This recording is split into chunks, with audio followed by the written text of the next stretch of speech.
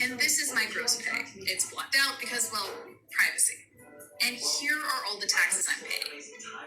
There's the federal income tax, and because I live in Manhattan but work for a company that's based in New Jersey, I pay New Jersey state income tax, New York state income tax, and New York City income tax. Yeah, I know.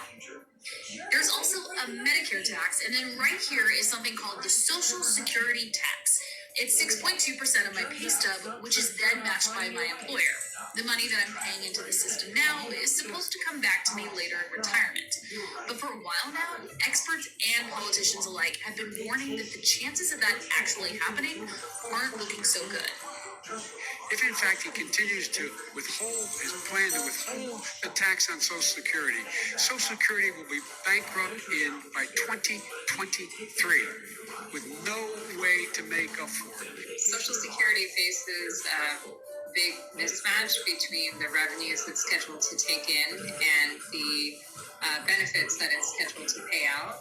Currently, in 2020, we're paying more in benefits than we're receiving in revenue. A Quinnipiac poll shows that less than half of Americans actually think that Social Security will be able to pay them a benefit when they retire.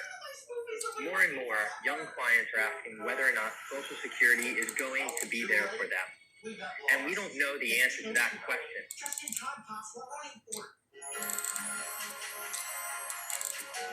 Since 2010, Social Security's cash flow has been negative, which is just a fancy way of saying that the agency isn't collecting enough money through taxes to cover what it's paying out.